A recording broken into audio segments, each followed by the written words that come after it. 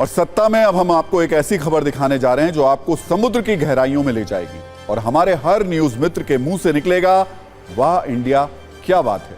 यह खबर देखकर आप हिंदुस्तान के वैज्ञानिकों की जय जय करेंगे, क्योंकि अब तक हमारे देश के वैज्ञानिकों ने स्पेस की सत्ता में बहुत झंडे गाड़े, लेकिन अब समंदर की सतह से 6 किलोमीटर नीचे हिंदुस्तान एक ऐसा इतिहास बनाने जा रहा है जिसकी चर्चा पूरी दुनिया में शुरू हो गई। इस वक्त बड़े बड़े देशों में भारत के 2 ऐतिहासिक मिशन की चर्चा हो रही है। पहला है चंद्रयान 3 जो स्पेस हाईवे पर तेजी से चांद छूने की ओर बढ़ रहा है, तो दूसरा समुद्रयान जो विज्ञान और तकनीक की सत्ता में टॉप ट्रेंड कर रहा है। हमारे बहुत से न्यूज मित्र शायद भारत के समंदर वाले इस मिशन के बारे में नहीं जानते होंगे, तो बहुत से न्यूज मित्र ऐसे होंगे जिन्होंने चंद्रयान के बारे में सुना होगा जिसमें चांद में स्पेसक्राफ्ट भेजा जाता है। मिशन गगनयान के बारे में भी सुना होगा जिसकी मदद से पहला भारतीय इंसान अपने स्वदेशी मिशन के तहत अंतरिक्ष में जाएगा। इस मिशन पर भी भारत काम शुरू कर चुका है, लेकिन उससे पहले समंदर की गहराई में हिंदुस्तान की सत्ता कायम करने की तैयारी हो रही है। एक भारतीय होने के नाते इस खबर में आपको गर्व के कई पल मिलेंगे। सबसे पहले इस खबर के बारे में समझ लीजिए। पृथ्वी विज्ञान मंत्रालय में केंद्रीय मंत्री किरण रिजिजू ने राज्यसभा में बताया कि भारत अपने पहले महासागर मिशन समुद्रयान की बड़ी तैयारी कर रहा है और मानव युक्त पनडुब्बी को गहरे समुद्र में भेजने जा रहा है। इस मिशन में पनडुब्बी 3 भारतीय विशेषज्ञों को 6000 मीटर नीचे ले जाएगी और जिस पनडुब्बी को इस महामिशन में इस्तेमाल किया जाना है उसका नाम है मत्स्य 6000, मत्स्य 6000। सबसे बड़ी बात यह है कि साल 2024 तक इसके पहले फेज के सारे टेस्ट पूरे कर लिए जाएंगे और 2026 में फाइनल मिशन को अंजाम दिया जाएगा। लेकिन बहुत से न्यूज मित्रों के मन में आज एक सवाल यह भी आ रहा होगा कि आखिर मिशन समुद्रयान की जरूरत क्या है। आखिर जिस समुद्रयान पर भारत 4077 करोड़ रुपए खर्च कर रहा है उससे हासिल क्या होगा, वो भी समझ लीजिए। इसके जरिए गहरे समुद्र के दुर्लभ खनिज की खोज में मदद मिलेगी।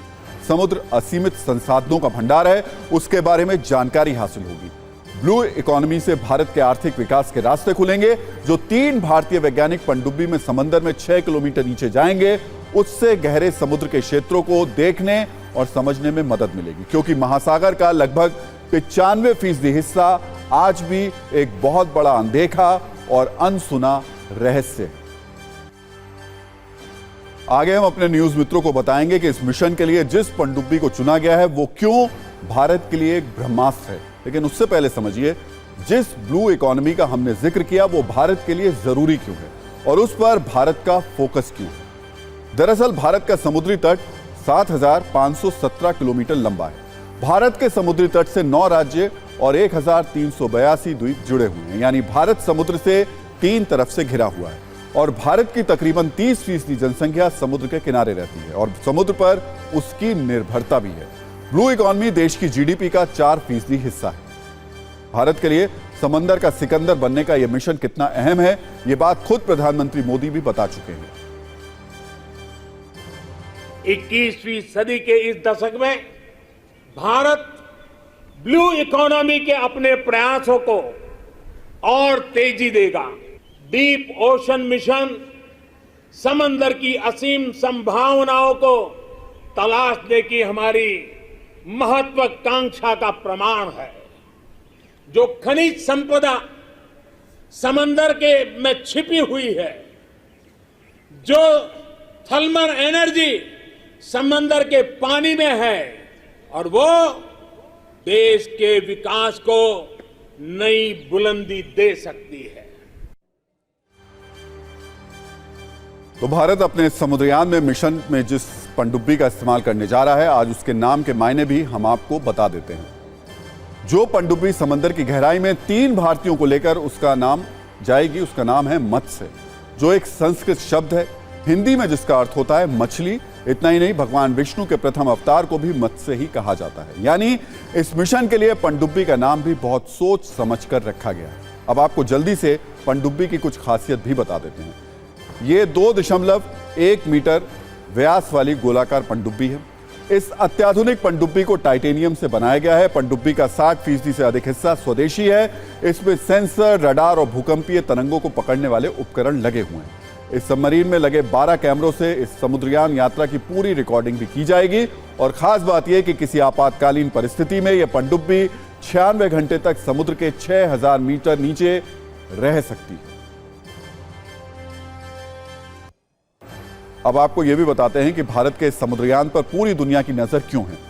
दरअसल इसकी कामयाबी के साथ ही भारत मिशन डीप ओशन को अंजाम देने वाले दुनिया के बड़े बड़े देशों के एलीट क्लब में शामिल हो जाएगा। इससे पहले अमेरिका, रूस, फ्रांस, जापान और चीन ही वो देश हैं जो ऐसा कर चुके हैं, जिनके पास गहरे समुद्री मिशन के लिए विशेष टेक्नोलॉजी और संसाधन। लेकिन समुद्रयान के साथ भारत पूरी दुनिया में यह मुनादी कर रहा है कि वो किसी से कम नहीं है और क्यों आज वो विश्व गुरु बनने की ओर चंद्रयान की रफ्तार से बढ़ रहा है। हालांकि ये मिशन भारत के लिए कितना मुश्किल होगा, इसकी चुनौतियां क्या हो सकती हैं, इस पर आज हमने एक पूर्व नेवी कमांडर से बात की। उनकी बात को भी जरूर सुनना चाहिए।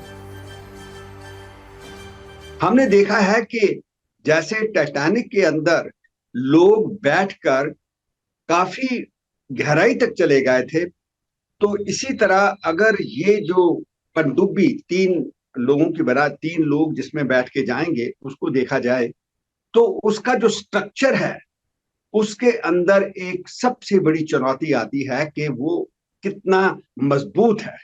इसके अंदर हमारे देश की जो मेटलर्जी, जो मतलब के मेटल्स के ऊपर काम करती है, उसकी जो एक फील्ड है उसको इसके ऊपर काम करना पड़ेगा, क्योंकि ऐसी डेप्थ पे जाना एक काफी प्रेशर जो कि हल के ऊपर आएगा, उसकी एक बड़ी चुनौती हो सकती है।